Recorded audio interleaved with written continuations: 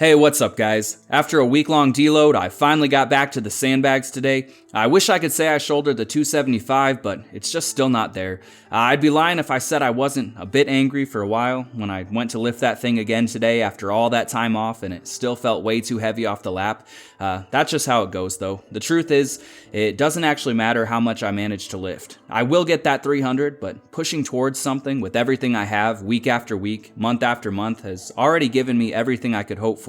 The progress over these last few months has actually been pretty insane. Ever since I started pushing for the heavier sandbags, it's like something's changed. My body looks and feels a lot different than it did before.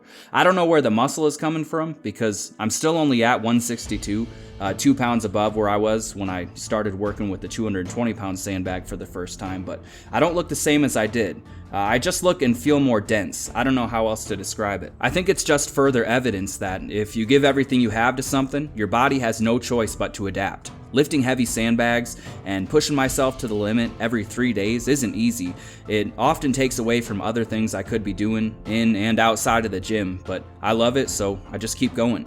The main thing with sandbags is avoiding stagnation. You know, at a certain point, a sandbag will always feel heavy, regardless of how strong you become.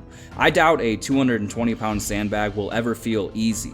Because of that, it's easy to convince yourself you don't need to keep pushing. If 200 pounds feels heavy still, then I'll just keep working with it for longer. That's what I told myself for a long time, and it doesn't work that way with this stuff. You have to actively force yourself to push your limits. I'm honestly a bit intimidated by the 275-pound sandbag, but the only way to get better is to keep going. I learned that lesson with the first sandbag weight I was lifting. I made progress and I did grow from it, but I stayed with that same weight for over a year because I didn't realize it was never going to get easier. Working hard won't be enough though if I want to shoulder that 300-pound sandbag eventually. To reach that level, I'm going to need to be smart about it.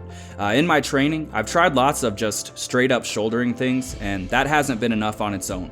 High pulls do help, but still something is missing. I tried more strength-focused things, slower moving movements, and that doesn't seem to fit much with my particular style of sandbag lifting. I tried this new shouldering method again today, but I realized the truth again once I got to heavier weights. Taking that breath halfway up just didn't work for me. I took an entire week off, and that wasn't enough. All of that is fine though. You know, the more I fail, the more I learn along the way, which means I have more stuff to pass on to you guys. What I've done so far hasn't been enough to shoulder 275, so I'll try something else. I have 2 more ideas in mind for now. The first is carries. Looking back at my training, between every milestone I've hit has been a lot of bear hug carries. If you were here about a year ago, you'd know for a while there I just wouldn't shut up about them. On this path from 250 to 275, for some reason I stopped doing carries along the way. So my next plan of attack is more carries, and if that also isn't enough, I'll force feed my way up to 165 and go from there. On a different note, we just hit 5k subs here on the Stone Circle YouTube channel. Man, you all are awesome. I don't know what it is about 5k, but it feels like we've passed a threshold to new territory. I appreciate every single one of you. I was hoping to have a cool sandbag thing to show you today in honor of that, but I couldn't manage anything worthy, so instead I thought I'd give you a bit of info on myself. This channel is about getting strong and yoked, lifting sandbags and doing calisthenics, building the craziest backs imaginable. Not me as an individual, but as someone who spent a lot of time watching YouTube myself, I always enjoyed getting some backstory. Before I was ever a lifter, I was a musician. I spent 10 years in different bands. The first one was metal, and after that it was a lot more pop singer-songwriter stuff. I went on many tours through a few different states. In my metal band, we actually played a side stage at the Taste of Chaos alongside Avenged Sevenfold, Atreyu, and Bullet for My Valentine.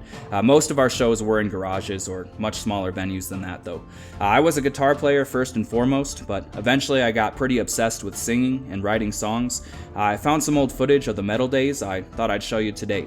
I think I was 15 at the time, maybe 16. I'm not sure if the other band members would want to be in this, so I cropped the videos, but they are there in the background somewhere. Fair warning, the audio quality is pretty bad. Again, thanks to all of you for being here. Here's to another great year, and until next time, enjoy the show.